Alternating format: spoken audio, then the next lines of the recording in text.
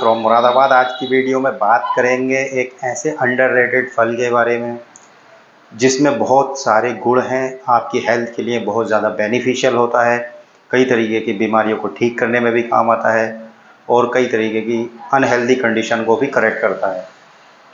तो आज बात करेंगे हम सिंघाड़े के बारे में, वाटर चेस्टनट इसको इंग्लिश में बोलते हैं।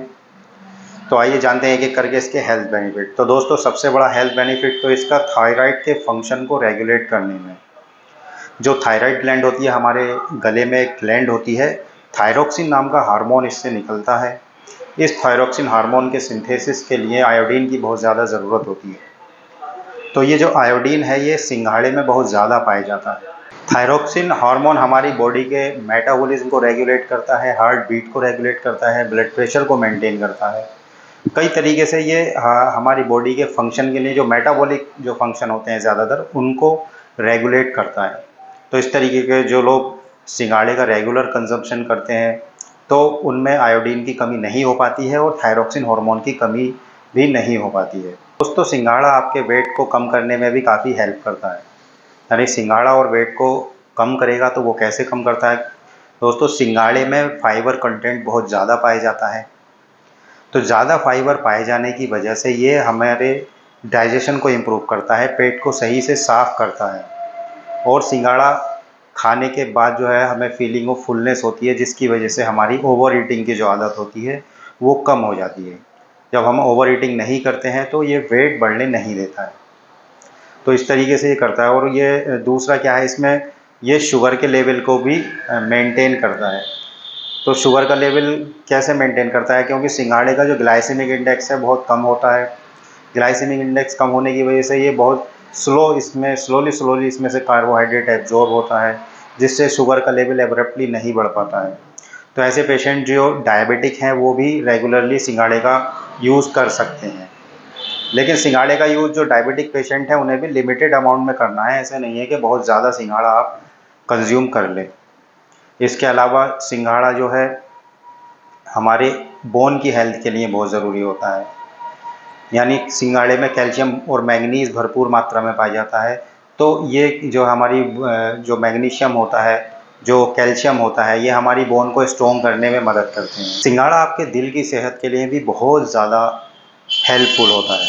सिंघाड़े में पोटेशियम बहुत ज़्यादा मात्रा में पाया जाता है, जबकि सोडियम इसमें कम पाया जाता है।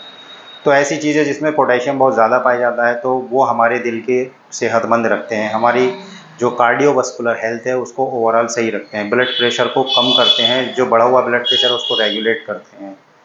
जब ब्लड प्रेशर कम होगा तो दिल को कम काम करना पड़ेगा, प्रेशर कम लगाना पड़ेगा, जिससे दिल की हेल्थ सुधरती है।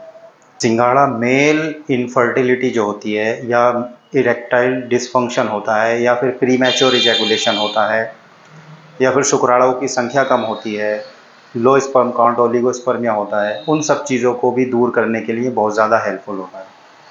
आप इसी बात से अंदाज़ा लगा सकते हैं, जो ट्रेडिशनल मेडिसिन्स हैं, यूनानी और आयुर्वेदिक मेडिसिन्स में सिंघाड़े का उपयोग इन सब चीज़ों को करेक्ट करने के लिए बहुत ज़मानों से होता चला आ रहा है।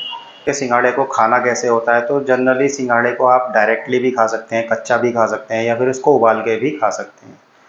उबाल कर खाने वाले सिंघाड़े की वैरायटी थोड़ी सी अलग होती है। वो जो सिंघाड़े की फसल आती है उसके आखिरी दिनों में वो सिंघाड़ा ज़्यादातर आता है, लेकिन न्यूट्रिशन वैल्यू दोनों की सेम होती है। ऐसा नहीं है कि उसमें ज़्यादा या किसी में कम हो, उनमें न्यूट्रिशन वैल्यू सेम होगी। तो सिंघाड़े को आप उबाल के खा सकते हैं, इसका आटा बनाकर भी इसको इस्तेमाल कर सकते हैं, इसको आटे का शेक बनाकर आप पी सकते हैं। सिंघाड़े के लड्डू भी बनाए जाते हैं, कई तरीके की डिशेस में इस्तेमाल ये होता है। और दोस्तों इसको सिंघाड़े के प्रिकॉशंस और साइड इफ़ेक्ट के बारे में अगर बात करें तो सिंघाड़े को बहुत ज़्यादा ओवर ईटिंग नहीं करनी है। आपको 100 ग्राम सिंघाड़ा रोज़ कंज्यूम करना है। ऐसा नहीं है कि बहुत ज़्यादा सिंघाड़ा आप खा लें, तो उससे भी जो है परेशानी क्रिएट हो सकती है, डाइजेस्टिव प्रॉब्लम हो सकती है। इसके अलावा अगर आप एलर्जिक हैं सिंघाड़े के लिए, यानी सिंघाड़ा कंज्यूम करने से आपको एलर्जी होती है, तो भी आप इसको सिंघाड़े को ना खाएँ।